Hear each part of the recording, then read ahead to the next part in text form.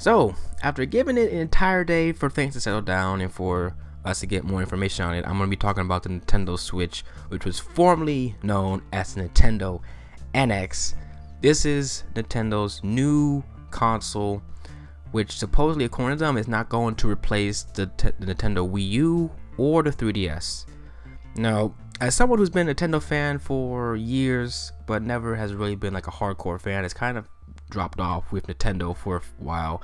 I'm actually interested and very excited to see where they're gonna go with this new device, this new console they made, and what they're going to provide to the fans and to new consumers.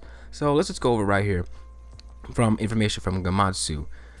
Nintendo has officially unveiled Nintendo Switch, its next games console that is both a home console and a portable console hybrid, due out worldwide in March 2017. Here is an overview of the platform via Nintendo. In addition to providing single-player and multiplayer thrills at home, the Nintendo Switch system also enables gamers to play the same title wherever, whenever, and with whomever they choose.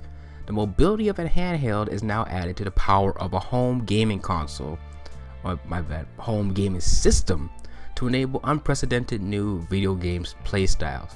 At home, Nintendo Switch rests in the Nintendo Switch dock that connects the console to the TV and lets you play with family and friends in the comfort of your living room. By simply lifting the Nintendo Switch console from the dock, it will instantly transfer to handheld mode, and the same great gaming experience that was being enjoyed at home now travels with you. The portability of the Nintendo Switch is enhanced by its bright high-definition display. It brings the full home gaming system experience with you to the park, on a train, in a car, or to a friend's apartment. Gaming springs into action by removing detachable Joy-Con controllers from either side of the Nintendo Switch console. One player can use a Joy-Con controller in each hand. Two players can each take one or multiple Joy-Con controls and can be employed by numerous people from a variety of gameplay options. They can easily click back into place or be slipped into a Joy-Con grip accessory, mirroring a more traditional controller. Or, if preferred, the gamer can select an optional Nintendo Switch Pro controller to use instead of the Joy-Con controllers. Furthermore, it is possible for numerous people to bring their Nintendo Switch consoles together to enjoy local multiplayer face-to-face competition. So, that right there is a lot to digest. So, from the reveal trailer and from the information we've gotten, this seemed like a really great concept. This is one of the ideas that industry makers have been wanting to develop for years, like a console that can be both a home console and a portable gaming console. So doing something like this has the potential to be successful if executed properly. Now, we do know this has been rumored forever, so all the rumors we know about the NX are pretty much confirmed right now. It having cartridges, it being a mobile, portable game console hybrid, it having NVIDIA Tegra processor, it being able to support Unreal Engine 4. So that right there is everything that's been confirmed, and a lot of developers have been jumping on to helping support this system. So there's a huge list of them. I'm not gonna really name all of them. There's gonna be a link down below, you guys can check that out. But that's cool that they have some developers helping them. So I'm gonna go over the good and the bad ideas I think might happen based on what I saw. So the good, obviously, the ability to take your game with you on the go.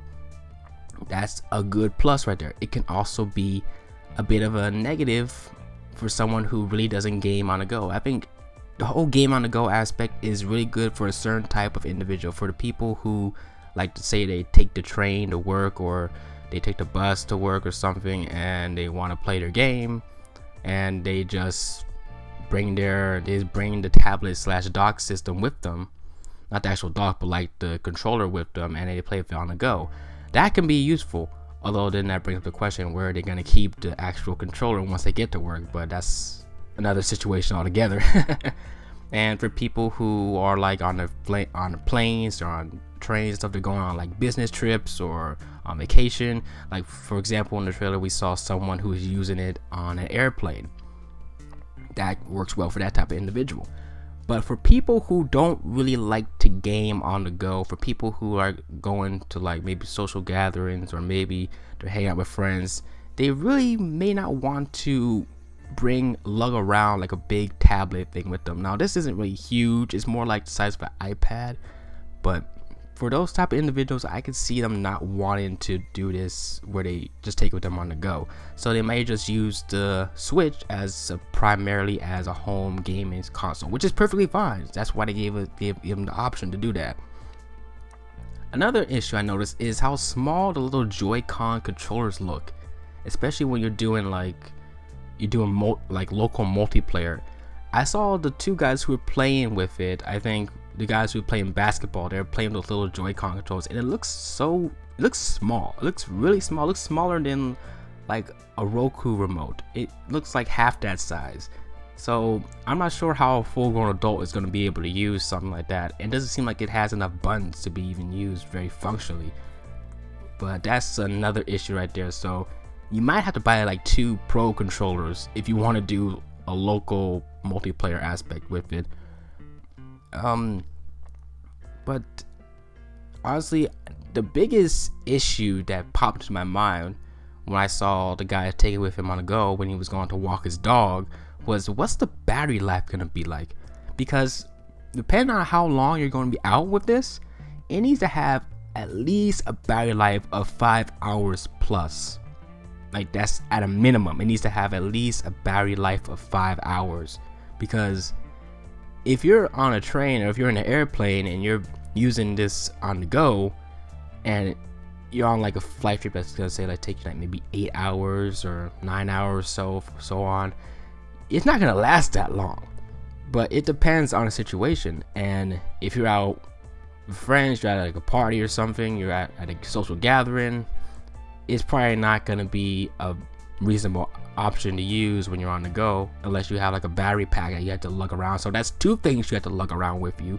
So it's really for a certain type of individual. I can't see the whole portable aspect being very big for a lot of people, so they may just stick to just using it at home as a regular gaming console. Also, they mentioned that it will have no backwards compatibility with the Wii U and the 3DS. That doesn't surprise me, but I know for a lot of people it can be very disappointing, because I know some people who switched from the Wii to the Wii U, they were all about that whole backwards compatibility with the Wii games, being able to put Wii game disc into your Wii U and be able to using them. So now that you can't do that with the Switch, it might be a deal breaker for some people, because they have a whole bunch of Wii U games or Wii games, a whole bunch of 3DS games. So now they won't be able to play that on the Switch, unless they just keep their old consoles and just buy the Switch. But some people like to sell off their old consoles and just get a new one. That's what a lot of people did with the Wii U when they with the original Wii. When they got the Wii U, they sold the original Wii and just had the Wii U because it was backwards compatible. So the fact that the Switch is not backwards compatible might be a really iffy deal breaker for a lot of people. I'm using the word iffy a lot, that's weird. But I like what I see so far. I'm really interested to see how the graphical fidelity is going to hold up when you're using the portable aspect of it, because if they had like gameplay of Skyrim, the remastered version, and if it still has that same graphical fidelity when you're on the go, holy shit, that will be freaking epic.